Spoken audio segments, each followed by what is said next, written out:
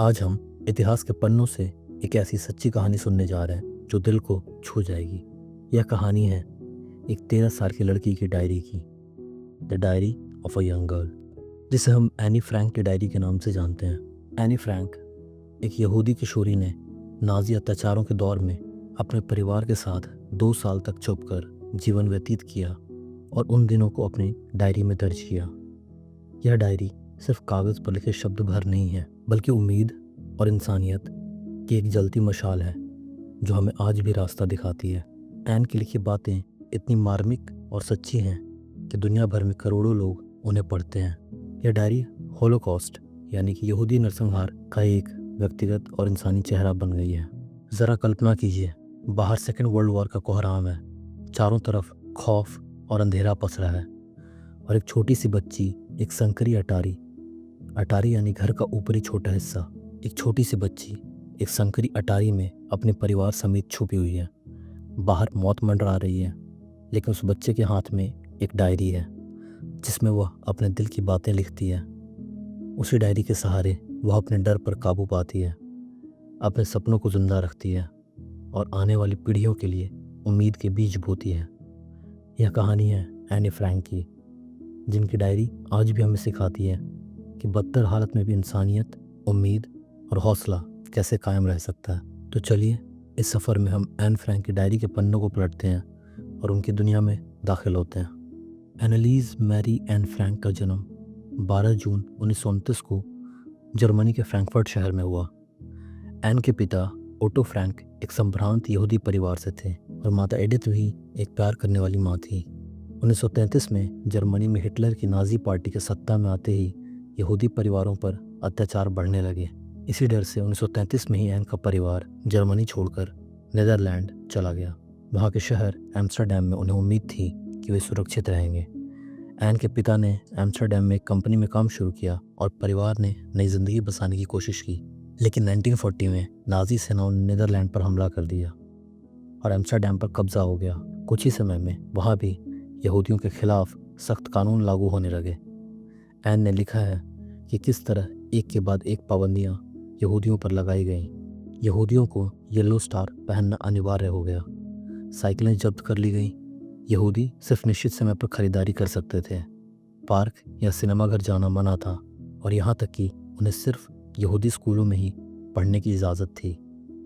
ऐसे नियमों ने एन के परिवार की आज़ादी छीन ली थी। एन लिखती हैं, हमारा बाहर निकलना, हंसना, खेलना सब प्रतिबंधित था, लेकिन इसके बावजूद ज़िंदगी जैसे तैसे चल रही थी। इन प्रतिबंधों के बीच एन और उनकी बड़ी बहन मार्गरेट जैसे तैसे पढ़ाई कर रही थी। 12 जून 1942 को एन के 13वें जन्मदिन पर उनके पिता ओटो ने उन्हें एक सुंदर लाल और सफ़ेद आवरण वाली डायरी तोहफे में दी।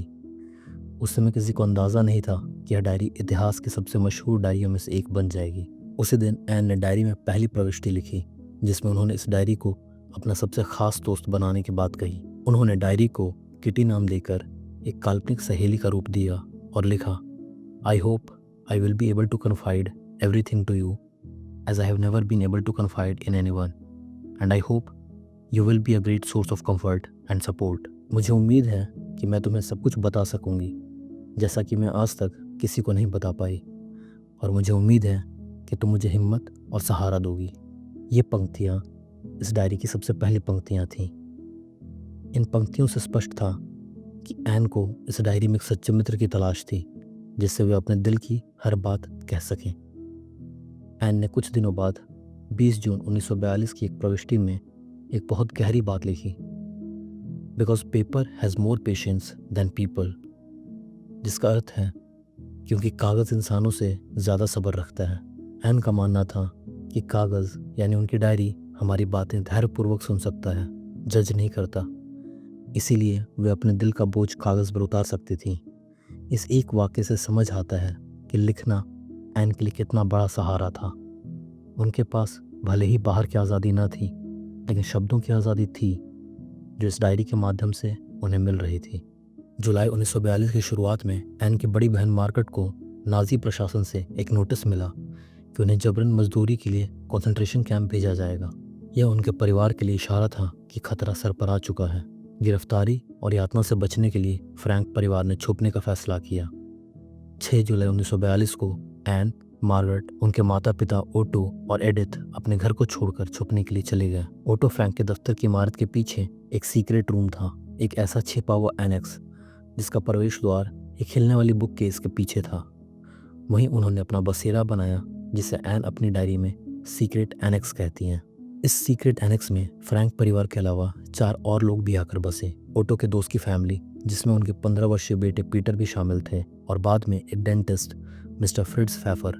कुल मिलाकर 8 लोग इस छोटी सी बंद जगह में थे। बाहर की दुनिया से उनका संपर्क बेहद सीमित था। कुछ भरोसेमंद मित्र जैसे मीबगीज और कुछ अन्य सहकर्मी चोरी छिपे उन्हें राशन, खाना और ज़रूरी सामान ला देते थे।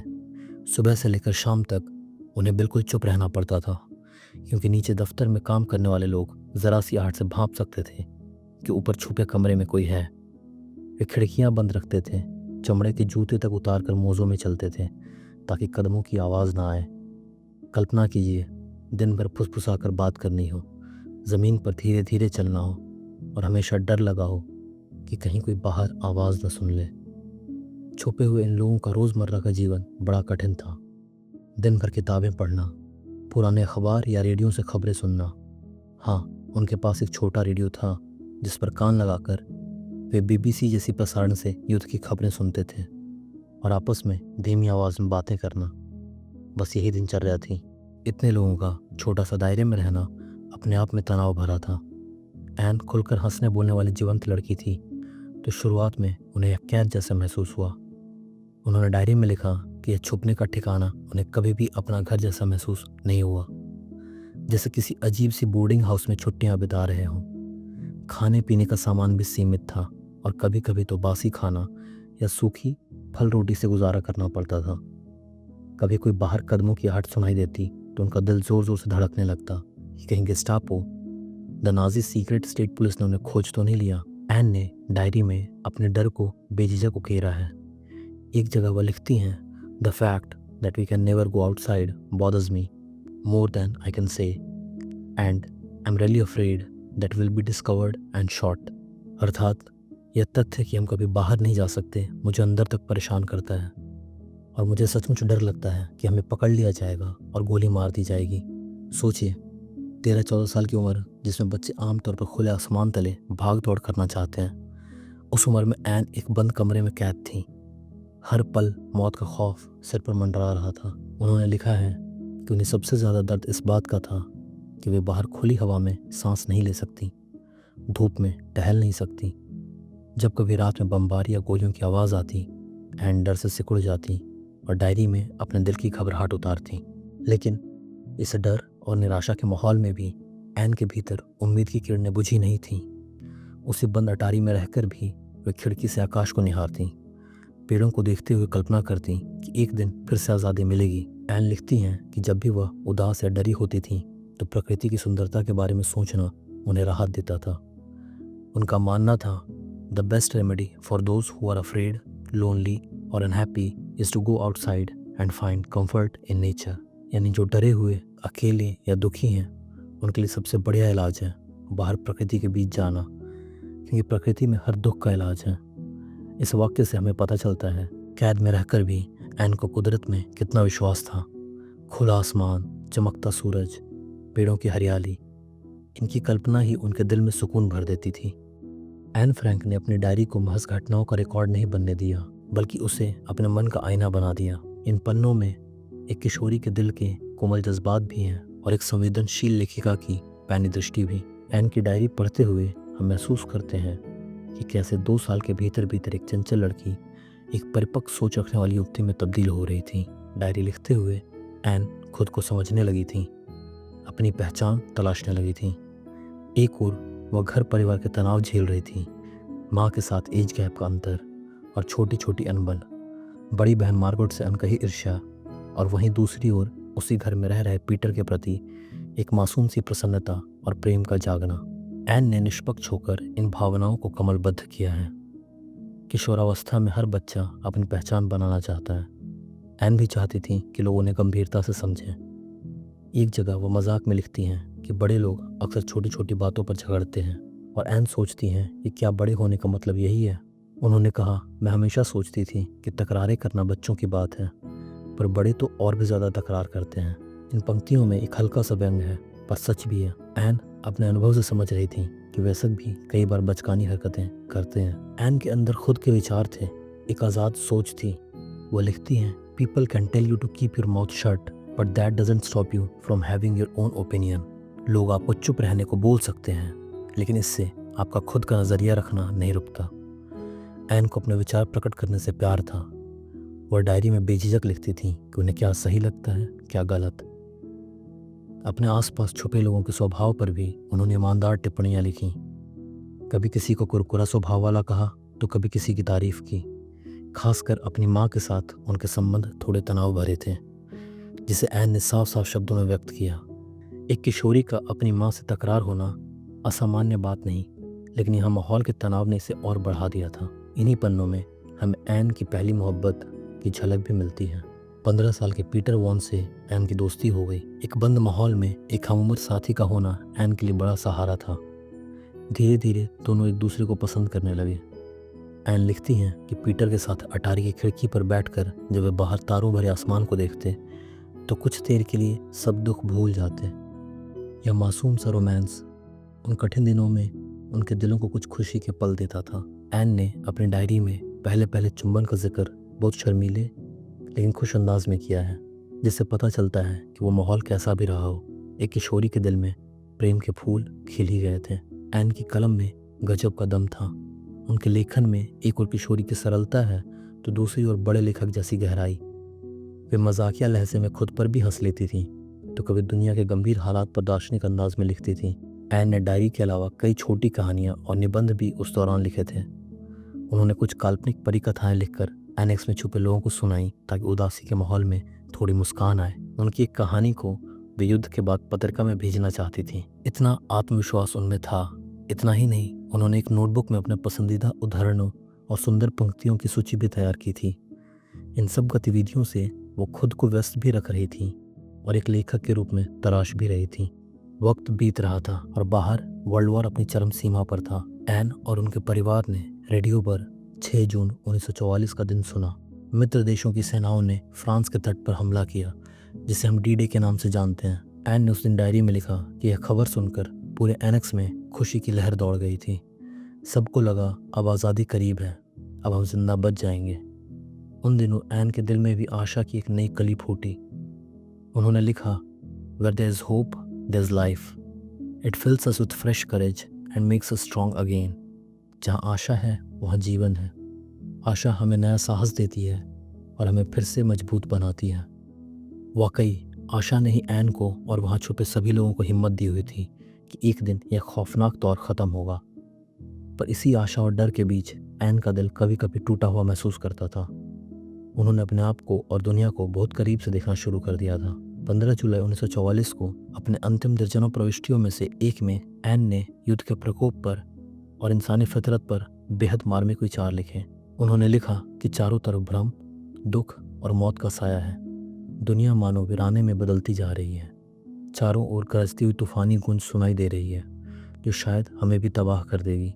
लाखों लोगों का दुख मैं महसूस कर सकती हूँ, लेकिन फिर भी एन कहती हैं, In spite of everything, I still believe that people are really good at heart. इतना सब कुछ होने के बावजूद भी मैं अब भी यही विश्वास करती हूँ कि इंसानों के दिल सचमुच अच्छे होते हैं। इन शब्दों को पढ़कर यकीन नहीं होता कि विचार मात्र 15 वर्ष की एक लड़की के हैं। एन ने जिस हालात में ये लिखा, वहाँ ज़्यादातर लोग उम्मीद छोड़ देते, इंसानियत पर यकीन खो देते, मगर एन फ्रैंक अपने दिल में अच्छाई की लौ जलाए रखती हैं। उनका मानना था कि भले ही इस वक्त जुल्म की आंधी चल रही है, एक न एक दिन यह क्रूरता खत्म होगी और शांति वापस आएगी। यह वाक्य उनके अंदर की अटूट हौसले और सकारात्मकता को दिखाता है।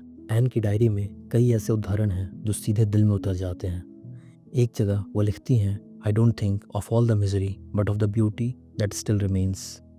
मैं सारे दुख के बारे में नहीं सोचती, बल्कि उस खूबसूरती के बारे में सोचती हूँ जो अभी भी बाकी है।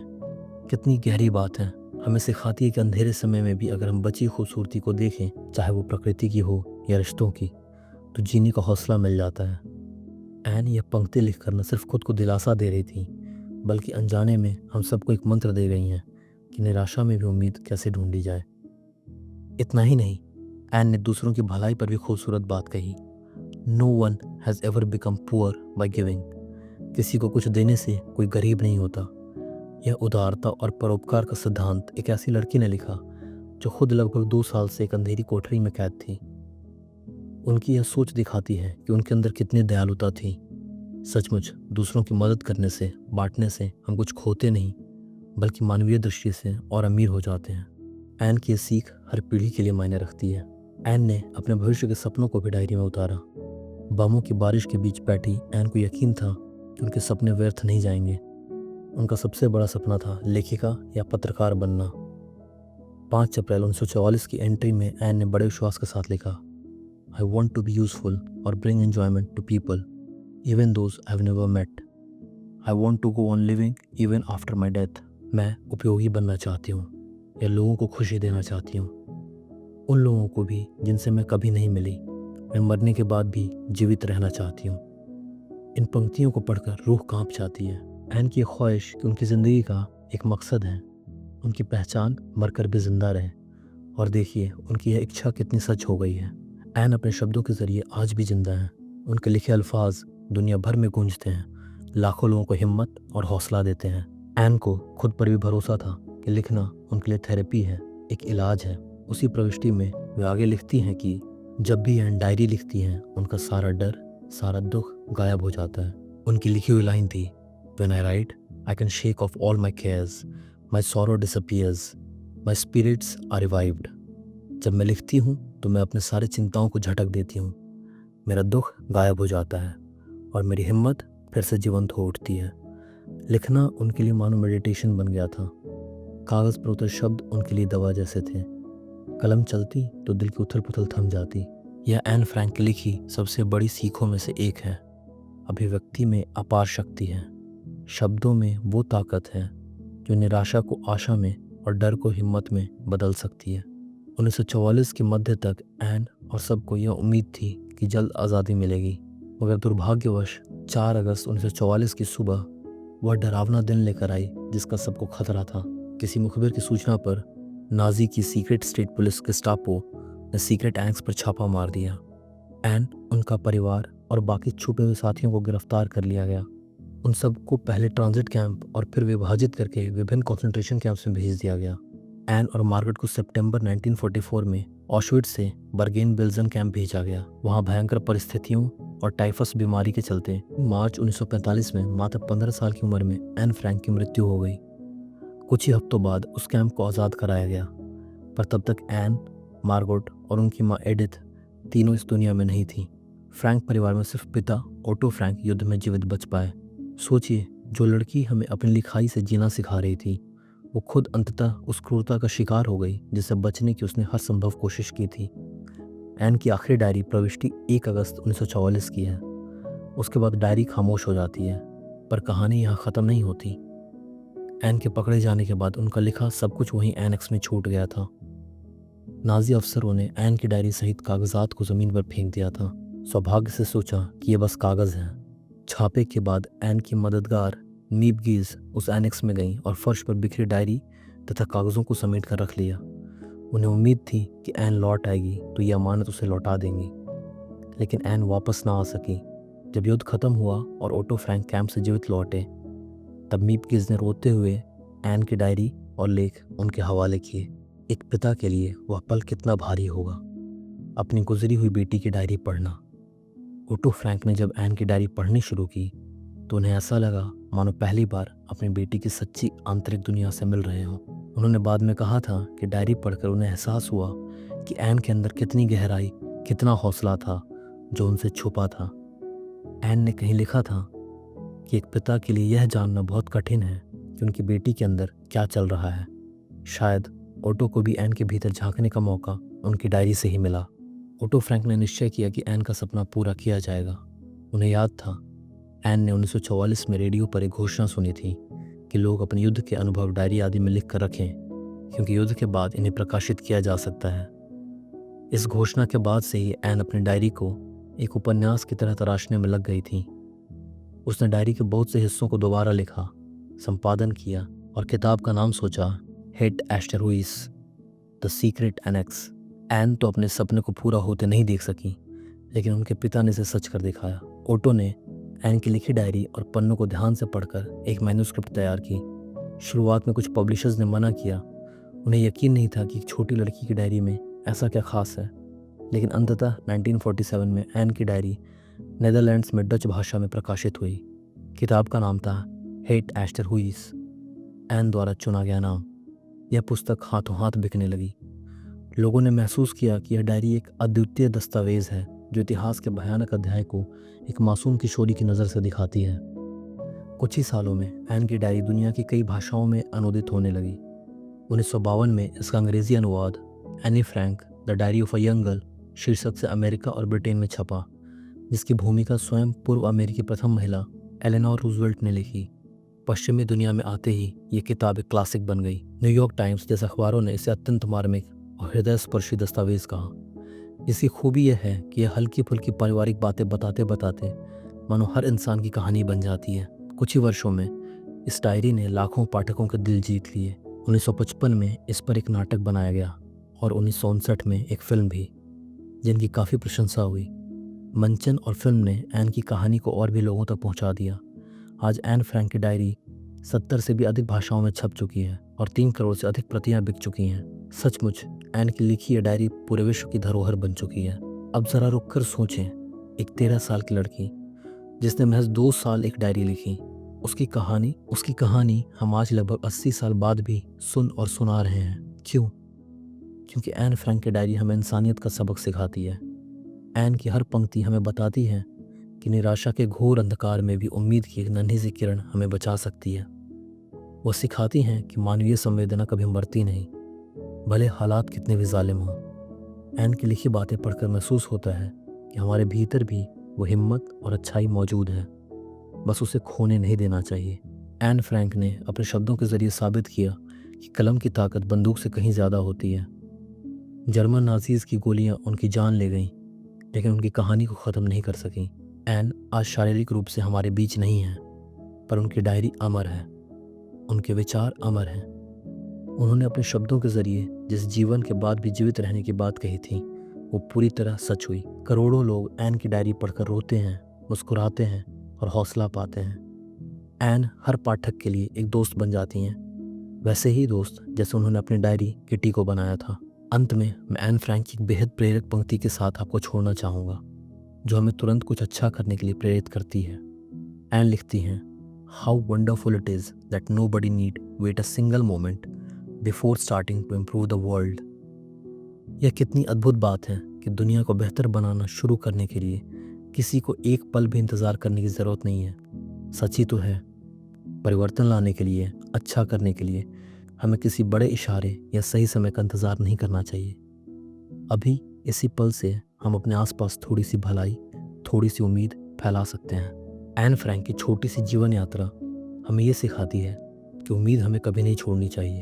अपनी पहचान और उसूलों पर विश्वास रखना चाहिए। डर के आगे हिम्मत नहीं हारनी चाहिए। मानवता में भरोसा रखना चाहिए और शब्दों की शक्ति पर यकीन रखना चाहिए। एन की कहानी दुखद ज़रूर है। आखिर में वह खुद उस आज़ादी का सूरज नहीं देख पाई जिसकी राह उन्होंने देखी थी, लेकिन उनकी कहानी हम सब के लिए एक तोहफा है, एक सबक है। एन फ्रैंक ने अपनी डायरी में दर्द, डर, प्रेम, उम्मीद, हर भावना को इतनी सच्चाई से पिरोया कि वह डायरी पढ़ने वाले हर इंसान के दिल को छू लेती है। एन फ्रैंक ने साबित किया कि एक कलम, एक डायरी और एक सच्चा दिल मिलकर दुनिया को बदल सकता है।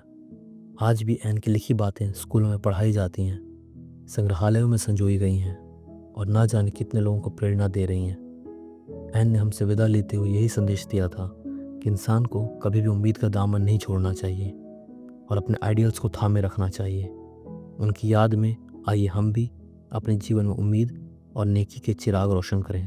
आपने दिल से एन फ्रैंक की समर कहानी को सुना।